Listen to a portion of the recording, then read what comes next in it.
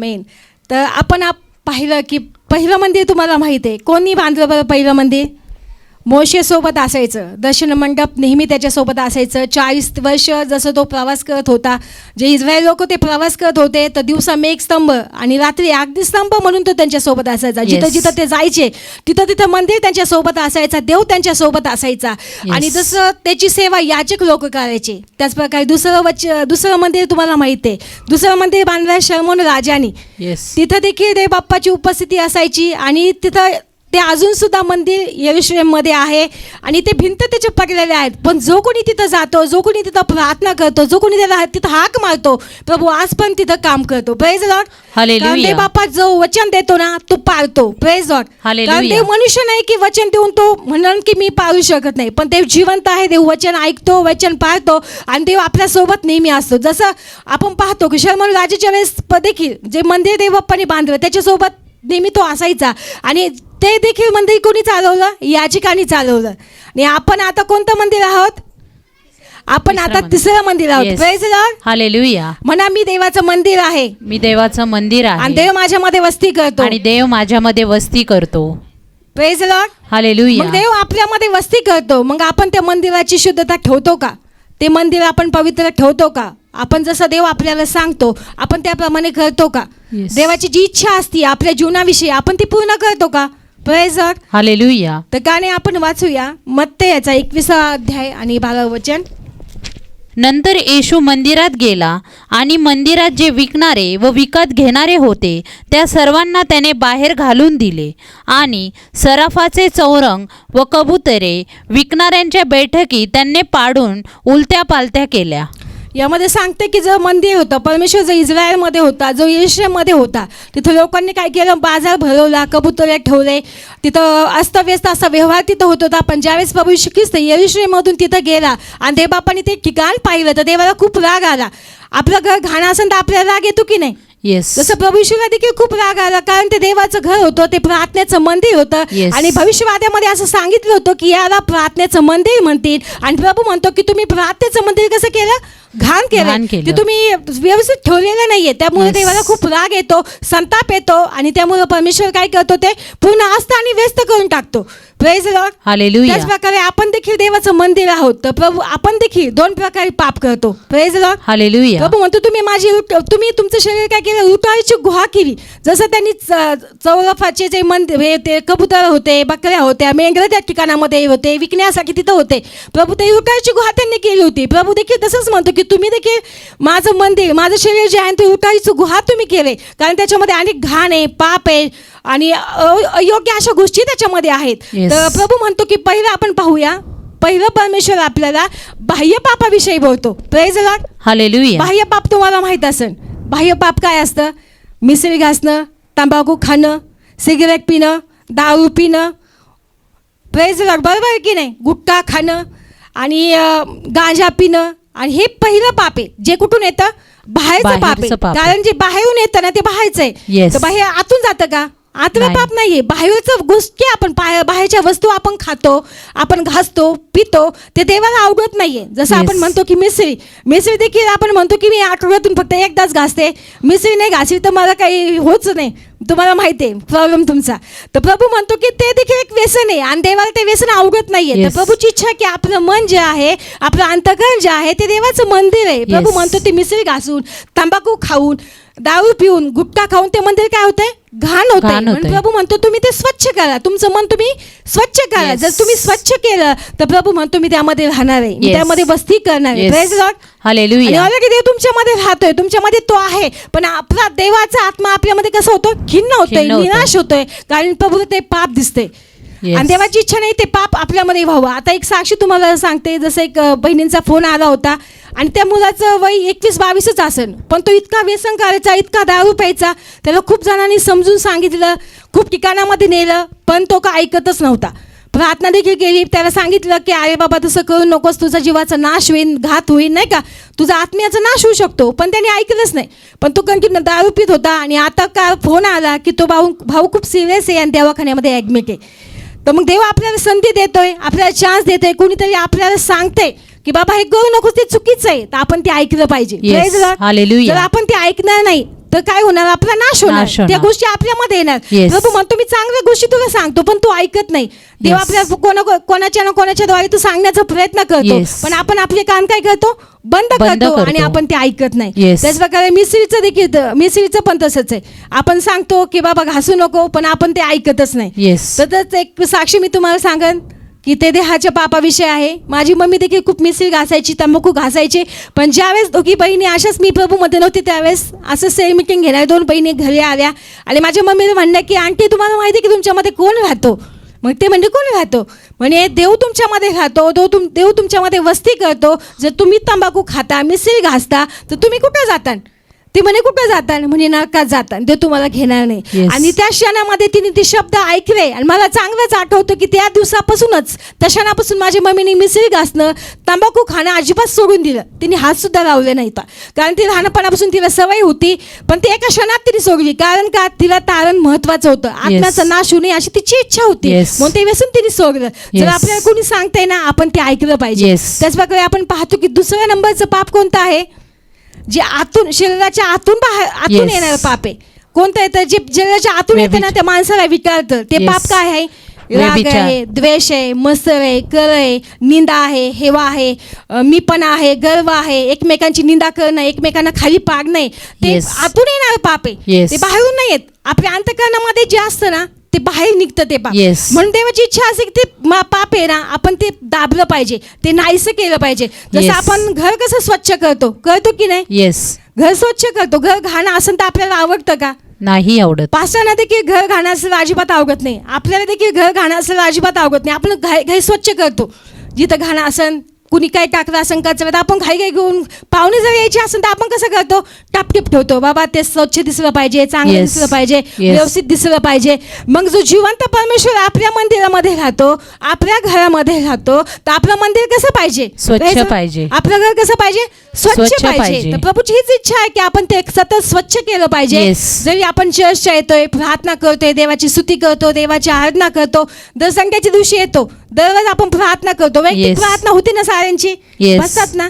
Yes. तर ते ज्यावेळेस आपण नाही का, ज्यावेळेस बसतो, तर आपलं अंतःकरण आपण नेहमी साफ केलं पाहिजे, नेहमी Yes. स्वच्छ केलं पाहिजे. ज्यावेळेस आपण ते स्वच्छ करू ना, तर परमेश्वराला ते आवडतं. Yes. परमेश्वर तेव्हा म्हणतो की नाही, माझ्या लेकरं ते स्वच्छ करतात ते. Yes. कारण प्रभू म्हणतो की तुझं शरीर माझं मंदिर आहे. Yes. जर देवाचं मंदिर आपल्यामध्ये राहतं, तर प्रभू म्हणतो ते घाण करायचा तुला अधिकार नाहीये, ते वाईट करायचा तुला अधिकार नाहीये. कारण प्रभू म्हणतो त्या जगाचं तू काय आहेस?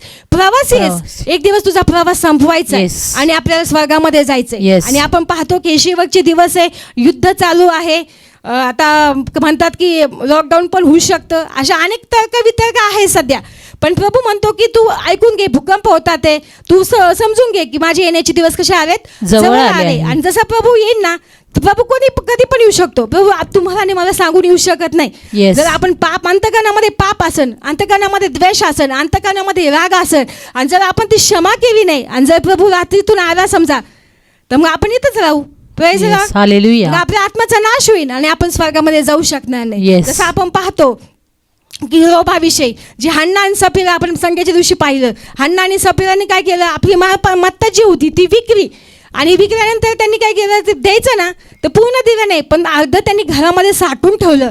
आणि साठवून ठेवल्यानंतर हे देवाच्या आत्म्याला समजलं, हे पेत्राला समजलं, आणि तो म्हटला की तू असं का केलं? संपत्ती तुझी होती, सर्व काही तुझं होतं, मग तू असं का केलंस? कारण का त्याच्यामध्ये काय आला? लोभाचा आत्मा आला.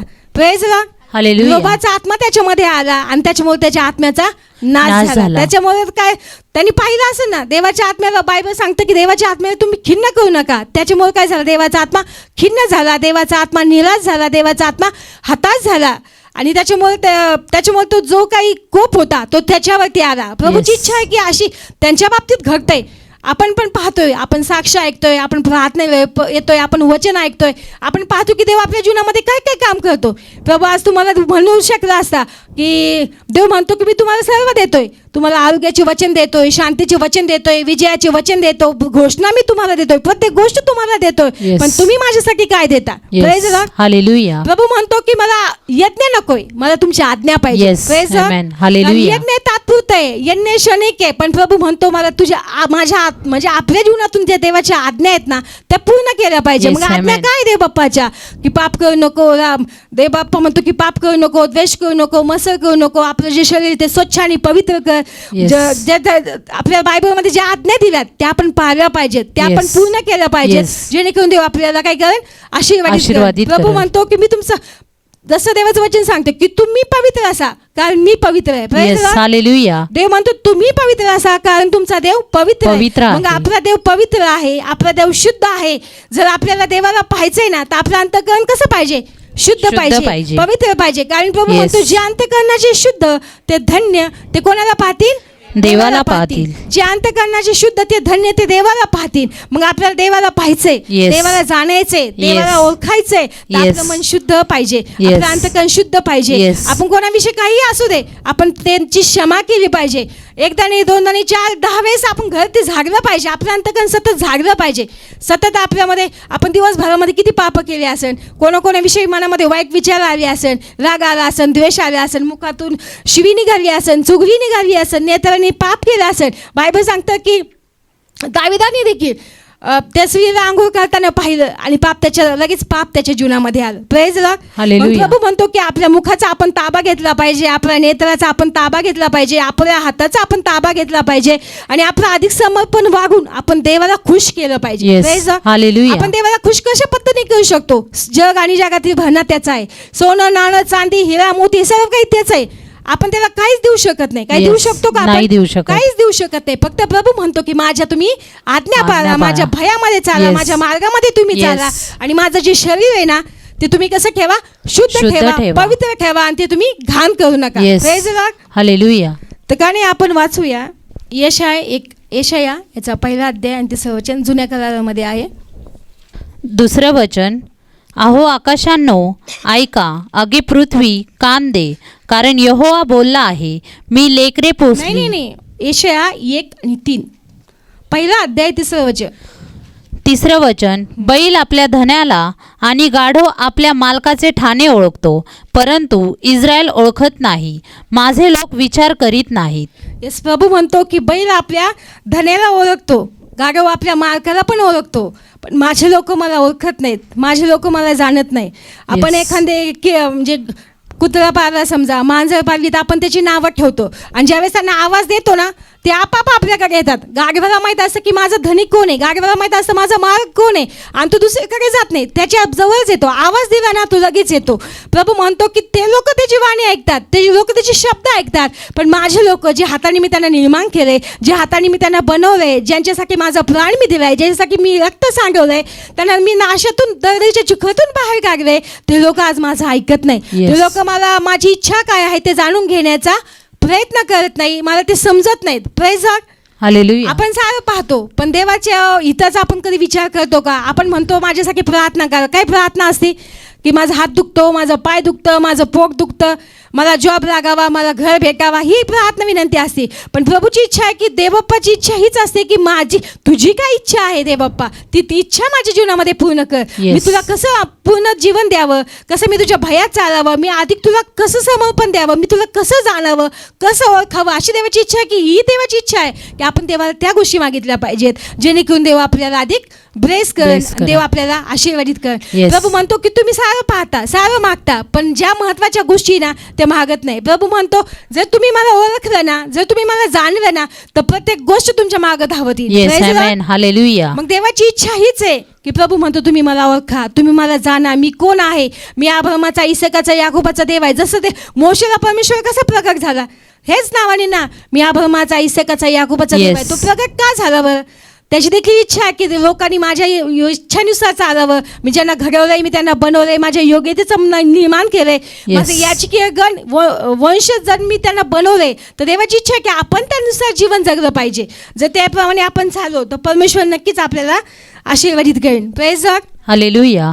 आपण वाचूया कोरिन्थीकर पहिले पत्र 6 अध्याय 19 आणि 20 वचन. 19 वचन, तुम्हास हे ठाऊक नाही काय की तुमचे शरीर हे तुम्हामध्ये जो पवित्र आत्मा आहे, जो देवापासून तुम्हास आहे, त्याचे पवित्र स्थान आहे आणि तुम्ही आपले स्वतःचे नाही, कारण तुम्ही मोलाने विकत घेतलेले आहात, तर तुम्ही आपल्या शरीराने देवाचे गौरव करा.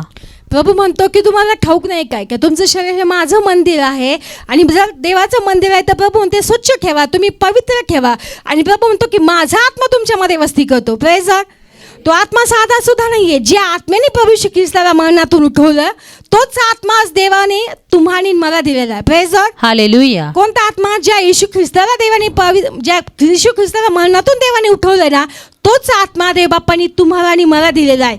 आणि तो जर Yes. आत्मा आपल्यामध्ये आहे तर आपण तो आत्मा किती स्वच्छ आणि पवित्र केला पाहिजे, किती साफसूफ ठेवला पाहिजे. Yes. आणि आपण देवाचं वचन सांगतं की पवित्र आत्म्यावर तुम्ही कसं करू नका, खिन्न करू नका, तुम्ही निराश करू नका, तुम्ही त्याला दुःखी करू नका. पण आपल्या वागण्याद्वारे, आपल्या बोलण्याद्वारे, आपल्या पाहण्याद्वारे, आपल्या चालण्याद्वारे आपण देवाला काय करतो? मन त्याचं दुखवतो, त्याला Yes. निराश करतो. आणि Yes. देवाचा आत्मा खिन्न होतो. Yes. आणि ज्यावेळेस आपण देवाचा आत्मा म्हणतो प्रार्थनेला बस, तर आपल्याला एखादी सिरियल आठवते, अरे 8:30 वाजता ही बरं का आपल्याला ते बघायचे. आणि जो देवाचा आत्मा म्हणतो अरे बस ना बस ना, पण आपण म्हणतो नाही नाही अजून 2 मिनिटं, नाही नाही ॲडव्हर्टाईज आली ना मग मी प्रार्थनेला बसन, नाही नाही आता हे संपलं ना, एकच शॉट राहिला शेवटचा, तो संपला ना मग मी प्रार्थनेला बसन. मग याने काय होतं? देवाचा आत्मा खिन्न होतो. कारण देव सांगतो तू प्रार्थनेला बस, पण ते आपण काय करत नाही, बसत नाही, आपण देवाचं ऐकत नाही. आणि सकाळच्या दिवशी समजा संगीचा दिवस असेल ना, प्रभू म्हणतो चल चर्चला जाऊ आपण, देवाचा आत्मा म्हणतो सकाळी जाग येते आपण चर्चला जाऊ, पण ते म्हणतो नाही नाही चर्चला कशाला, 7 दिवस आपण काम करतो ना, 6 दिवस काम करतो, एवढं किती राबावं लागतं दिवसभर, कुणी बसून घेत नाही, नाही का, बसू Yes. देत नाही, काहीच करू देत नाही, नाही नाही चर्च नाही जायचं, अजून 1 तास झोपायचं, अजून Yes. टाईम आहे 10 वाजता चर्च आहे, आपण 10 वाजता जाऊ. मग काय होतं? असं म्हणता टाईम निघून जातो आणि आपण चर्चलाच येत नाही. बरं होतं की नाही असं? येस. कारण ते सांगतो तू जाऊ नको, आणि पवित्र आत्मा म्हणतो की नाही नाही तुला चर्चला जायचंय, पण आपण कोणाचं ऐकतो? आपण देहाचं ऐकतो. Yes. आपण आपल्या शरीराचं ऐकतो. पण प्रभूची इच्छा आहे की आपण त्याचं नाही ऐकलं पाहिजे, आपण आत्म्याचं ऐकलं पाहिजे. आपण आत्म्याला ज्या ज्या गोष्टीची गरज आहे ना त्या गोष्टी दिल्या पाहिजे. आत्मा कशाने खुश होतो? देवाचं वचन वाचल्याने. वाचलं. Praise Lord. हालेलुया. कारण देवाचं वचनच त्याच्यासाठी ढाल आणि तलवार आहे, आणि ते आपल्यासाठी आहे. Praise Lord. जसं हालेलुया. आपण जेवतो, आपल्याला जेवणाची गरज असते, अन्न वस्त्र निवारा हे आपलं आहे, पण आत्म्याचं काय आहे? तेव्हा देवाचं वचन महत्त्वाचं असतं. देवाची आराधना, देवाची स्तुती, देवाची स्तुतीचे गीत गायले पाहिजे, उपवास केले पाहिजे, देवाच्या सानिध्यामध्ये बसलं पाहिजे, हे देवाच्या आत्म्याला आवडतं. पण आपण काय करतो? देवाच्या आत्म्याचं ऐकत नाही, आपण चुकीच्याच गोष्टींनी करतो. जसं काईन आणि हाबेल होता, जसं देवबाप्पाने हाबेलाचं अर्पण मान्य केलं आणि कायनाचा जे अर्पण होतं ते अमान्य केलं, आणि त्यावेळेस कायनाला खूप राग आला, खूप त्याच्या मनामध्ये तिरस्कार निर्माण झाला हाबेलाविषयी, मी काय करून काय नाही. मग तसं देवबाप्पा त्याला म्हणतो अरे कायना तू रागी का भरलास? कायना तू का दुःखी आहेस? पण काय ऐकतच नाही देवाची वाणी, त्याचं लक्षच नसतं देवाकडे. पण देव म्हणतो की ऐकून घे की मी तुला सांगतोय, पण परमेश्वर म्हणजे काय तो ऐकतच नाही. कारण का? त्याने आपलं मन कसं केलंय? कठीण केलंय. का? रागाने कठीण केलंय, द्वेषाने कठीण केलंय. आणि त्याच्यामुळे प्रभू म्हणतो तू ऐक, पण तो ऐकतच नाही. त्याच प्रकारे प्रभू देखील आपल्याशी बोलतो, आपल्याला सांगतो, आवाज देतो, नावाने आवाज देतो, पण तरी पण आपण ऐकतच नाही. आपलं मन रागाने, द्वेषाने, पापाने त्रासलेलं असतं. एकदम ते आपण ना देहाच्या गोष्टीला प्राधान्य देतो, आत्म्याच्या गोष्टीला प्राधान्य देत नाही. देव आवाज देऊ थकून जातो, पण आपण शेवटी काय होतं? आपलं जे पाहिजे ना आपण तेच करतो. नाही मला प्रार्थनेवर नाही बसायचं, नाही मला टीव्हीच बघायचा, नाही माझ्या घरी ना पाहुणेच आले, पाणी सुटलं, नातेवाईकच आले, नाही मला जमतच नाही. आणि यापासून आपण काय होतो? देवापासून लांब जातो. Yes. Praise Lord. हालेलुया. प्रभूची इच्छा असते की आपण देवाच्या सानिध्यामध्ये यावं. आपण किती दिवस इथं आलो ना, किती वर्ष चर्चमध्ये आलो, पण आपली उन्नती होणार नाही. कारण का? आपलं जर मन घाण असेल, आपलं अंतःकरणामध्ये वाईट विचार असतील ना, पाप असेल, राग असेल, द्वेष असेल, एकमेकांना क्षमा केली नसेल, तर आपली उन्नती होऊ शकत नाही. Yes. कारण प्रभू म्हणतो की जर आत्मा तुझ्यामध्ये वस्ती करतो ना, तो माझा आत्मा आहे, ते माझं शरीर आहे, आणि तू ते काय करतोस? घाण करतोस. आणि घाण केल्यामुळे देवाला त्याचा काय येतो? वीट येतो, देवाला राग येतो, देवाला द्वेष निर्माण होतो. आणि प्रभू म्हणतो मी आवाज देतो, पण तुम्ही माझी वाणी ऐकत नाही. मी हाक मारतो, पण तुम्ही माझ्या हाकीकडे लक्ष देत नाही. तर प्रभू म्हणतो की मी कायनाला आवाज दिला, पण कायनाने माझं ऐकलं नाही. तर म्हणून त्याच्यामुळे काय झालं? पाप आलं. प्रभू म्हणतो की ते तुमच्या जीवनामध्ये होऊ नये, म्हणून प्रभू म्हणतो की हा बोध घ्या, हे शिक्षण घ्या, आणि याच्याद्वारे तुम्ही शिका की जसं कायनाने देवाचं ऐकलं नाही, तर प्रभू म्हणतो तुम्ही देखील माझं ऐका. मी तुम्हाला आवाज देत असतो, मी तुम्हाला सांगत असतो. मी दर संडेच्या दिवसामध्ये सेल मीटिंगमध्ये, टीव्हीच्या वचनाद्वारे, फेसबुकद्वारे, इंस्टाग्रामद्वारे, जिस इंडिया टीव्हीद्वारे नेहमी तुमची भेट घेतो, मी तुम्हाला सांगण्याचा प्रयत्न करतो, पण तुम्ही ऐकून नाही, ऐकल्याने करता. Yes. तर प्रभू म्हणतो तसं अजिबात करू नका. आपण Yes. अत्यंत शेवटच्या दिवसामध्ये जीवन जगतो. प्रभू Yes. म्हणतो काय होईल सांगू शकत नाही. एका क्षणामध्ये प्रभू येईन आणि जग वरती जाईल. आपण आहे Yes. तिथेच राहू. Praise Yes. the Lord. Hallelujah. तर म्हणून आज देवाला म्हणायचं की दे बाप्पा मी चुकलंय, मला तू क्षमा कर. Yes. दे बाप्पा माझ्या अंतकरणामध्ये वाईट विचार येतात ते तू काढून टाक. Yes. आणि देवाला असं भग्न अंतकरणारे लोक आवडतात जे पश्चातापी होतात, देवाला मागतात, देवाला म्हणतात की देवा मी जग आणि जगाच्या गोष्टी मागतोय, ते मला स्वर्गामध्ये घेऊन जाऊ शकत Yes. नाही. पण फक्त प्रभू जर मी तुझ्या मागे आले, तुझ्या आज्ञा पाळल्या, तुझ्या भयामध्ये मी चालले, माझं मन माझं मंदिर मी शुद्ध केलं, ते पवित्र Yes. केलं, तरच मी स्वर्गामध्ये जाईल. प्रेज. हालेलुया. तर कारण आपण ह्या समयामध्ये प्रार्थना करूया, डोळे झाकूयात.